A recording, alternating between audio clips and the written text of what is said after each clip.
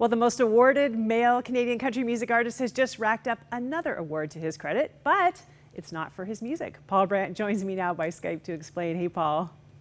Hey, how's it going? Great, good to see you again, and congratulations. You won the 2019 Slaight Music Humanitarian Award from the Canadian Country Music Association. Tell me about this incredible honor. Yeah, it's just been an incredible journey. About 2.5 years ago, we started a project here in Calgary. I was working with the students at Mount Royal University in the branding and marketing department over there, and I was telling them stories about some of the travels that we've taken around the world, and about the fact that human trafficking is one of the fastest growing crimes in Canada today. They were shocked to find that out, as are many people when they hear that statistic, and so they wanted to do something about it. We started a movement called Not in My City. And just a couple of nights ago, it was awarded this Canadian Country Music Award. Slaight Music supported this award, and it was given to us on behalf of the work that's been done so far on Not in My City. It's been an incredible journey so far, and that was a huge honor. One of the things I've always loved about you is, that you leverage the fame that you've had with your music and the success to help the least fortunate in so many different ways. And I love seeing you really be another warrior in this cause for human trafficking. A lot of people, as you said, don't know that it's happening in Canada. We always think it's overseas. Tell me about, your passion actually started overseas, didn't it? Your first encounter with trafficking. Yeah, it did, and I know that we were over there on one of our trips, anyways, working with an organization that's near and dear to your heart as well. Ratnac International is an incredible anti-human trafficking organization. They're working on both the labor trafficking and sex trafficking side. And on one of my trips to Cambodia, I had the opportunity to visit an area where they were starting to do intervention work, just trying to help kids who were being trafficked. This area was extremely dark. It was a very difficult place to even travel to because of safety issues, and a lot of gang activity in the area. There was a California-based businessman in that area who was constructing and funding the building of a 3-story building to be used as a sex destination hotel to accommodate bus loads and plane loads of men from around the world to exploit young children. And I met a little girl who was 5 years old the day that I was there, who was being sold 6 to 8 times a night. And it absolutely broke my heart. I thought to myself in that moment, what am I going to tell my kids that I did about this someday?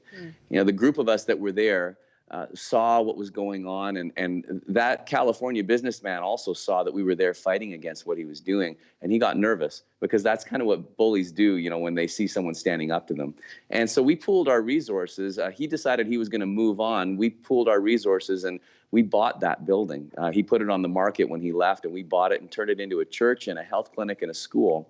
And the idea was that it would be used to educate young Cambodian minds who would someday be able to affect change for their nation.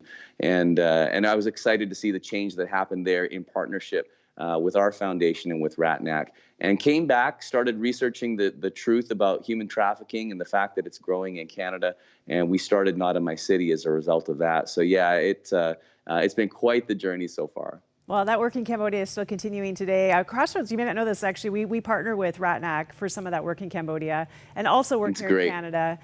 Tell me about the work that you're doing. So what does Not in My City do? Yeah, Not in My City is both an awareness movement. We focus on education, but we're also facilitative. So we recognize there are a lot of groups in Canada that are working to fight human trafficking, and a lot of groups in Canada that are doing a really good job. But as we started to research what was happening, we realized that there were some gaps. Especially children were falling through the gaps. The average age of first being trafficked in Canada is 13 years old. And we're seeing situations like cyber sex trafficking, where trafficking is happening online.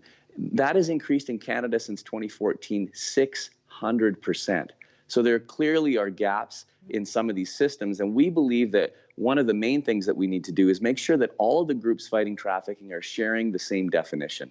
We think that we need to be able to collect our data in a unified way, and we need to be communicating better with each other so that we can work on behalf of these victims and survivors. So Not in My City is working hard to be that facilitative voice, pulling together people from all different areas, faith communities, civic police, all levels of government, the RCMP, the FBI. We've been pulling together symposiums and working together on workshops to share information, and we're seeing some great relationships that are being created, and it's looking like it's making a huge difference to this point. We're excited about where it's going in the future. Well, the work you're doing is so important. And as you said, a lot of Canadians don't know the extent of which is happening right here in Canada. We are so thankful. You are a Canadian hero, Paul Brandt. Thank you so much for all you're doing.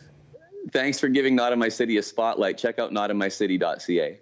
Thanks so much. We'll see you later.